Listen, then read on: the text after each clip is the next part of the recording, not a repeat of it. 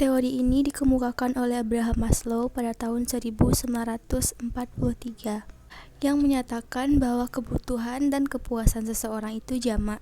Itu meliputi kebutuhan psikologis dan biologis berupa materi dan non-materi. Dalam teori kebutuhan Maslow, ketika kebutuhan dasar sudah terpenuhi, maka kebutuhan berikutnya akan menjadi lebih dominan.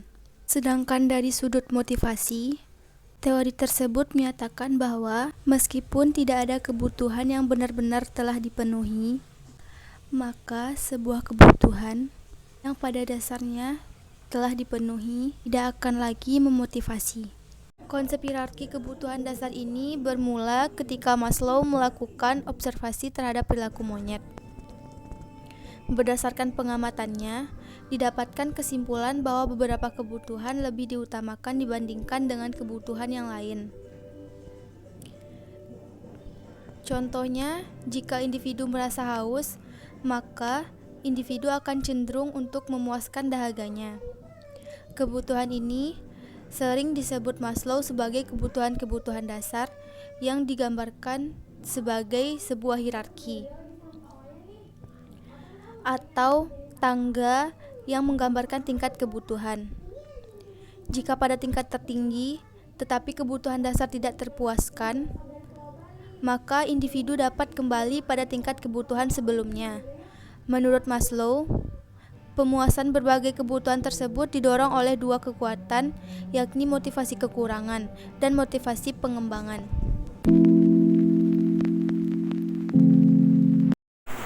Baiklah, saya akan menjelaskan materi mengenai berbagai contoh teori Abraham Maslow dalam kehidupan sehari-hari. Teori Maslow adalah sebuah teori tentang suatu kebutuhan yang dikemukakan oleh seseorang yang bernama Abraham Maslow. Ada salah satu contoh dalam kehidupan sehari-hari, yaitu jika seseorang merasakan haus, maka ia akan mencari tempat di mana ia akan merasakan kepuasan dahaganya. Teori Maslow ini dibagi menjadi 5 bagian dan juga contohnya. Yang pertama itu ada kebutuhan fisiologis. Kebutuhan contohnya itu kebutuhan makanan dan minuman dan juga oksigen. Yang kedua itu ada kebutuhan akan rasa aman. Rasa aman yang dimaksud di sini adalah rasa aman seperti rasa aman fisik, rasa aman akan ketergantungan. Yang ketiga itu ada kebutuhan akan rasa memiliki dan juga kasih sayang. Seseorang pasti akan mencari sahabat dan juga teman dekat ataupun pasangan yang ia rasa ia menyayangi seseorang tersebut. Dan yang keempat itu ada kebutuhan akan penghargaan. Seseorang akan menghormati orang lain apabila orang lain tersebut menghormati dirinya. Dan yang kelima itu ada kebutuhan akan aktualisasi diri. Seseorang ingin membangun sebuah masyarakat atau ingin memimpin suatu organisasi.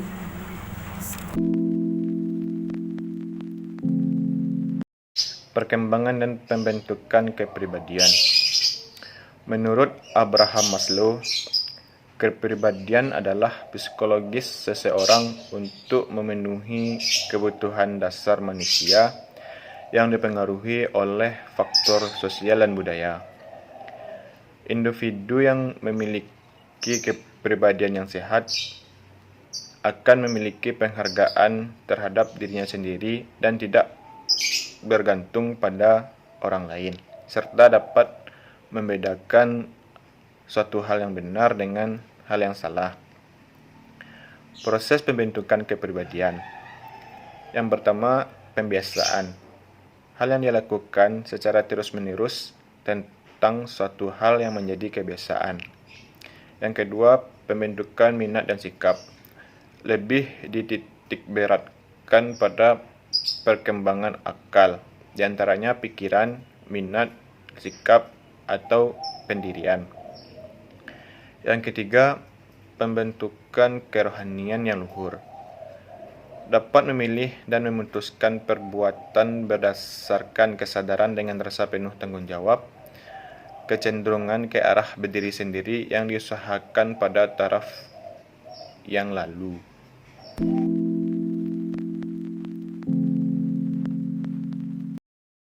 yaitu menganalisa terjadinya psikopatologi dan perubahan perilaku.